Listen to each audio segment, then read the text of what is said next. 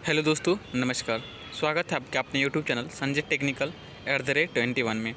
आज की इस वीडियो में हम पुनः 25 इम्पोर्टेंट क्वेश्चन का डिस्कशन करेंगे, जो कि आपके आगामी किसी भी परीक्षा के लिए काफ़ी हेल्पफुल रहेगा। ठीक है, इस सीरीज़ में हम जो है आपके नियमित के क्वेश्चन का डिस्कशन कर रहे हैं।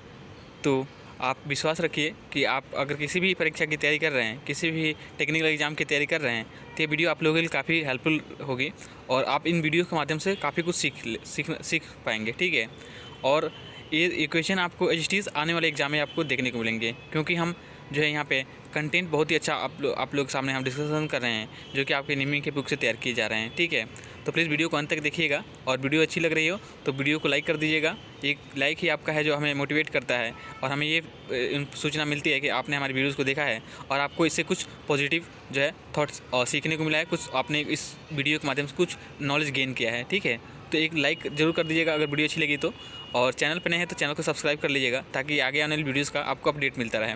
ठीक है, तो चलिए बिना फर्दर डिले के, मतलब बिना किसी देरी के आज की इस वीडियो को शुरू करते हैं। आज का हमारा पहला प्रश्न है, ठीक है, कटिंग फ्लूइड का कार्य मुख्य कार्य टूल और वर्कपीस को ठंडा करना रहता है। ठीक है, तो जो कटिंग फ्लूइड आपके यूज़ किए जाते हैं अलग अलग प्रकार के, ठीक है, जैसे कि जैसे कि पानी हो गया, फ्लेवर ऑयल हो गया। ठीक है, तो इनका मुख्य कार्य पर्पज़ क्या होता है कि यह जो टूल होते हैं उनको ठंडा करना, ठीक है, और उसको वर्कपीस को भी क्या करना, ठंडा करना।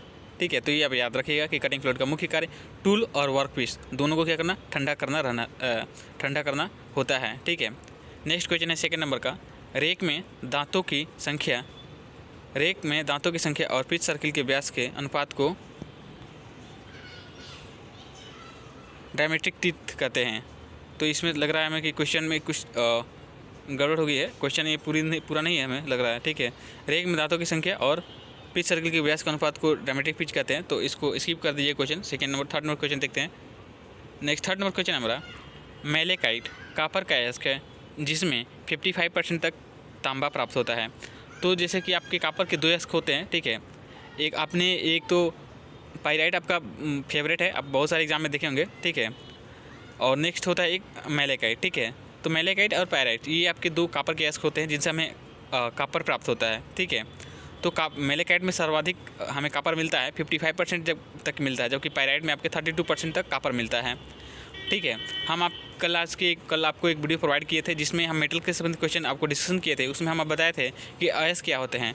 तो ये अयस्क जो होते हैं इन्हीं से हमें क्या होता है, मेटल की प्राप्ति होती है। इसको शुद्ध करके, ठीक है, भट्टियों में इनको गलाया जाता है, फिर इसकी विभिन्न प्रक्रिया द्वारा इनको गुजार करके हम इनसे क्या करते हैं, शुद्ध मेटल प्राप्त करते हैं।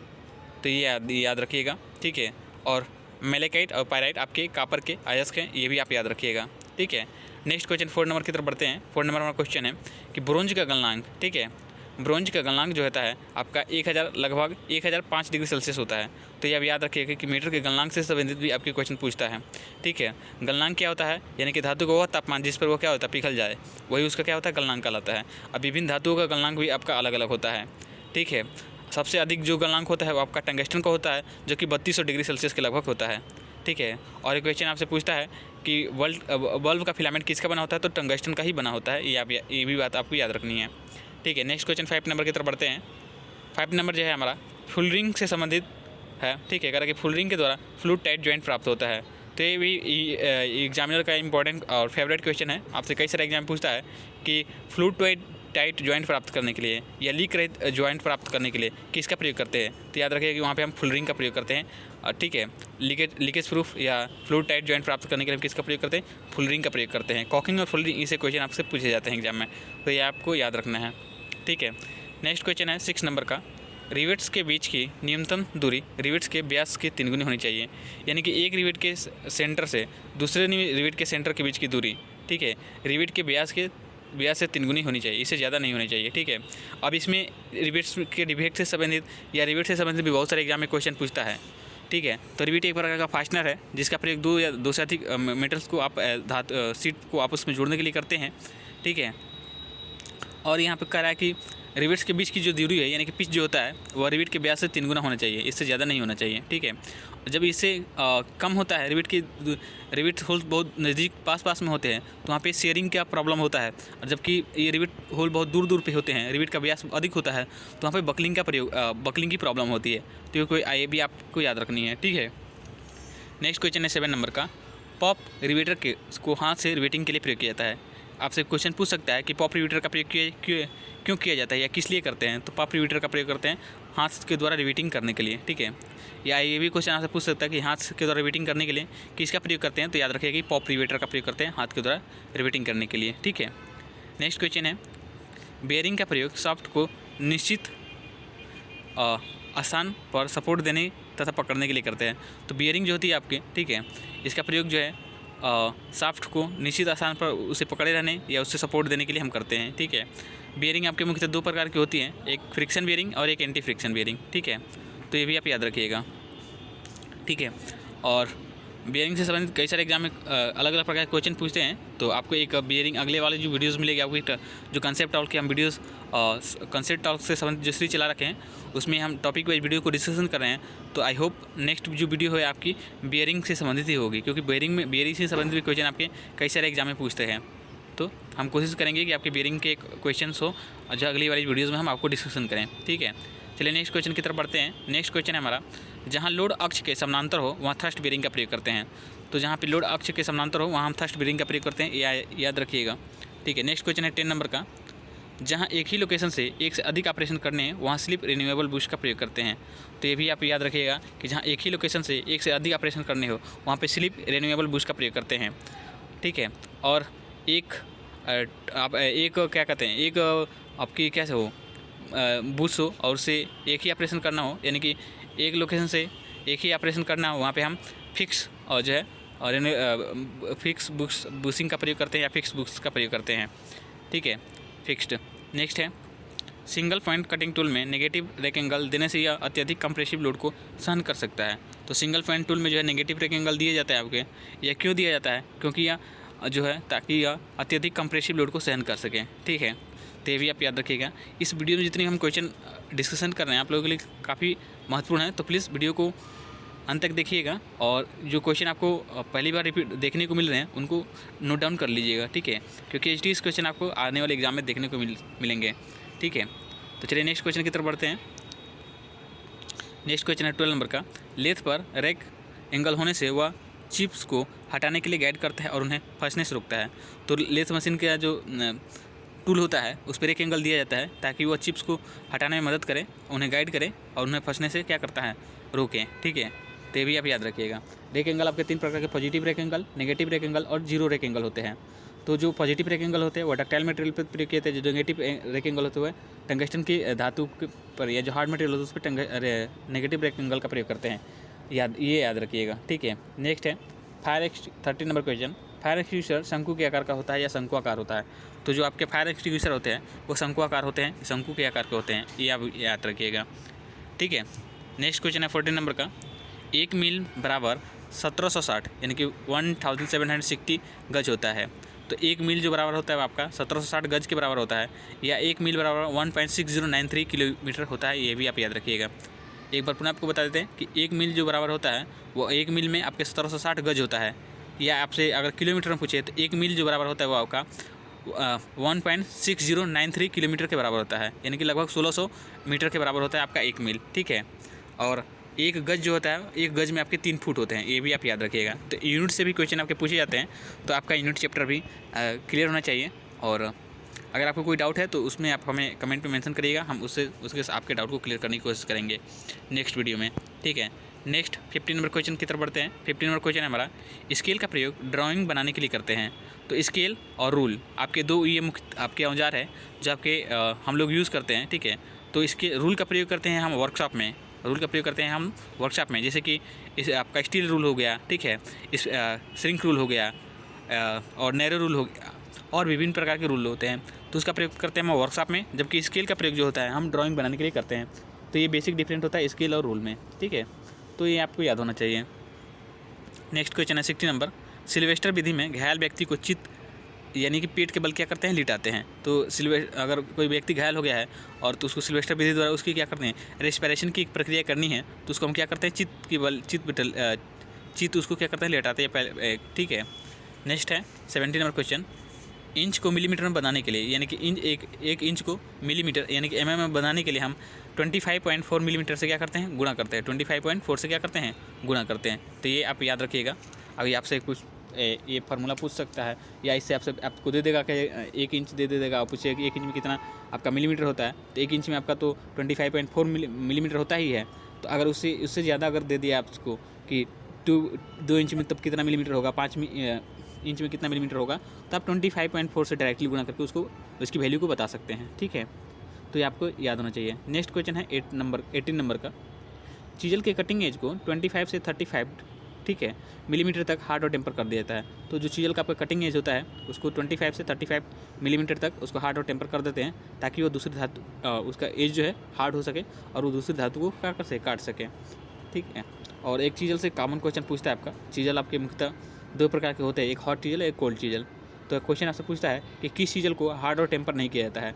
तो याद रखिएगा कि जो हॉट चीजल होता है उसको हार्ड और टेम्पर नहीं करते हैं। ठीक है।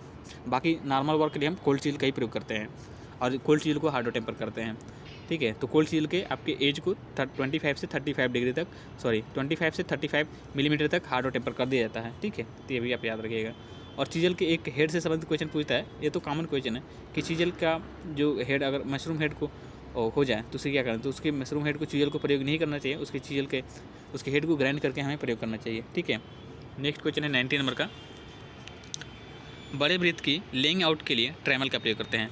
तो लेइंग आउट का मतलब हो गया मार्किंग से संबंधित है। ठीक है। यानी कि बड़ा वृत्त आपको बनाना हो तो वहाँ पे हम ट्रेमल का प्रयोग करते हैं। ये क्वेश्चन आपके ये भी इंपॉर्टेंट है, आपका DMRC एग्जाम में 2020 का जो पेपर हुआ था उसमें ये पूछा गया था। ठीक है।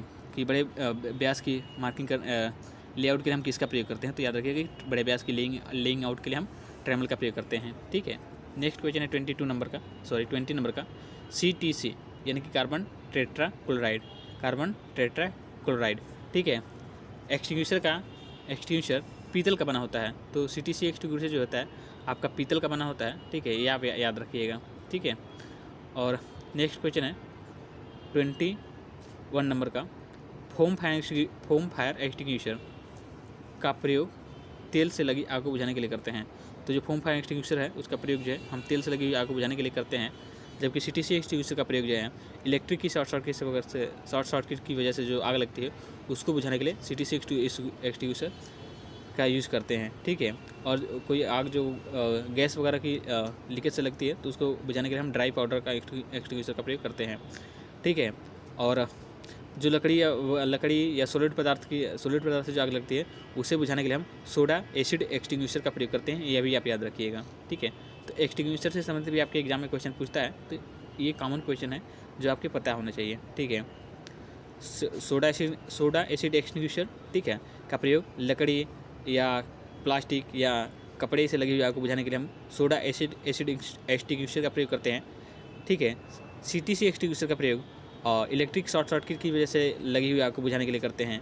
फोम फायर एक्सटिंग्विशर का प्रयोग तेल से लगी हुई आग को बुझाने के लिए करते हैं, जबकि ड्राई पाउडर एक्सटिंग्विशर का प्रयोग ठीक है आपकी जो क्या कहते हैं गैस की लीकेज वगैरह से जो आग लगती है उसको बुझाने के लिए हम ड्राई पाउडर एक्सटिंग्विशर का प्रयोग करते हैं।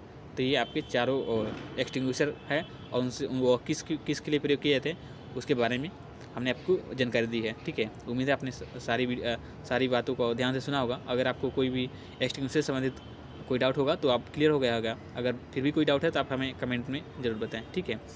नेक्स्ट क्वेश्चन की तरफ बढ़ते हैं। 22 नंबर क्वेश्चन है हमारा। ट्राई स्क्वायर का काम समकोण मापना नहीं है। तो ट्राई स्क्वायर का जो प्रयोग होता है यह फ्लैट सरफेस जांचने के लिए करते हैं, इन वर्कपीस को 90 डिग्री पर सेट करने के लिए करते हैं, जबकि इसका कार्य जो है समकोण मापना नहीं है, क्योंकि यह मेजरिंग इंस्ट्रूमेंट नहीं है। ठीक है। ये क्या है आपका ट्राई स्क्वायर जो है एक प्रकार का चेकिंग इंस्ट्रूमेंट है, यानी कि चेक करने वाला यह उपकरण है। ठीक है। इसकी जो शुद्धता होती है ये 0.002 मिलीमीटर प्रति 10 मिलीमीटर के बराबर होती है। ठीक है। और ट्राई स्क्वायर के मुख्यतः 2 भाग होते हैं, एक इसमें ब्लेड होता है, एक स्टॉक होता है। ठीक है। तो ये कॉमन क्वेश्चन है, आपको पता होना चाहिए। ठीक है। नेक्स्ट क्वेश्चन है 23 नंबर का। पायरोमीटर का प्रयोग फर्नेस का तापमान मापने के लिए करते हैं। तो पायरोमीटर जो होता है आपका प्रयोग किया जाता है जो भट्ठी होती हैं। ठीक है। तो उनके तापमान को मापने के लिए हम पायरोमीटर का प्रयोग करते हैं। तो ये भी क्वेश्चन आपसे पूछता है अलग अलग एग्जाम में, तो ये आपको याद रखिएगा कि पायरोमीटर का प्रयोग हम फर्नेस या भट्टी के तापमान को मापने के लिए करते हैं। भट्टी आपके अलग अलग प्रकार की होती है, जैसे कि ब्लास्ट फर्नेस हो गया, क्यूपोला फर्नेस हो गया और पुडलिंग फर्नेस हो गया। ब्लास्ट फर्नेस का प्रयोग हम पिग आयरन प्रोड्यूस करने के लिए या उत्पादन करने के लिए हम ब्लास्ट फर्नेस का फर्नेस का प्रयोग करते हैं, ठीक है। और क्यूपोला फर्नेस का प्रयोग कास्ट आयरन का उत्पादन करने के लिए, जो कि पुडलिंग फर्नेस का प्रयोग जो हम करते हैं आपके राट आयरन का उत्पादन करने के लिए हम पुडलिंग फर्नेस का प्रयोग करते हैं। तो ये अभी ये आप याद रखिएगा, ठीक है। नेक्स्ट, और इस वीडियो का अंतिम क्वेश्चन है, कार्बोराइजिंग फ्लेम का तापमान 3100 डिग्री सेल्सियस होता है। तो कार्बोराइजिंग, न्यूट्रल और ऑक्सीडाइजिंग, ठीक है, ये आपके 3 फ्लेम हैं। तो इनसे क्वेश्चन आपसे पूछता है। तो याद रखिए कि कार्बोराइजिंग फ्लेम का तापमान जो है वह 3100 डिग्री सेल्सियस होता है, जबकि न्यूट्रल फ्लेम का तापमान जो है आपका 3200 डिग्री सेल्सियस होता है। और अगर आपसे पूछे कि ऑक्सीडाइजिंग फ्लेम का तापमान कितना होता है, तो याद रखिए कि ऑक्सीडाइजिंग फ्लेम का तापमान जो होता है आपका 3300 डिग्री सेल्सियस होता है। तो कार्बोराइजिंग, न्यूट्रल और ऑक्सीडाइजिंग 3100, 3200 और 3300 डिग्री इनके क्रमशः आपके तापमान होते हैं। कार्बोराइजिंग का 3100, न्यूट्रल फ्लेम का 3200 और ऑक्सीडाइजिंग फ्लेम का तापमान जो है 3300 डिग्री सेल्सियस होता है, ठीक है। तो ये 25 इंपॉर्टेंट क्वेश्चन थे जो आज की इस वीडियो में हमने कवर किए हैं, और उम्मीद है आपको वीडियो पसंद होगी। और वीडियो पसंद आई तो प्लीज़ वीडियो को लाइक कर दिएगा, और चैनल पर नए हैं तो चैनल को सब्सक्राइब कर लीजिएगा। आज की इस वीडियो में इतना ही, मिलते हैं नेक्स्ट वीडियो में, तब तक के लिए धन्यवाद। जय हिंद।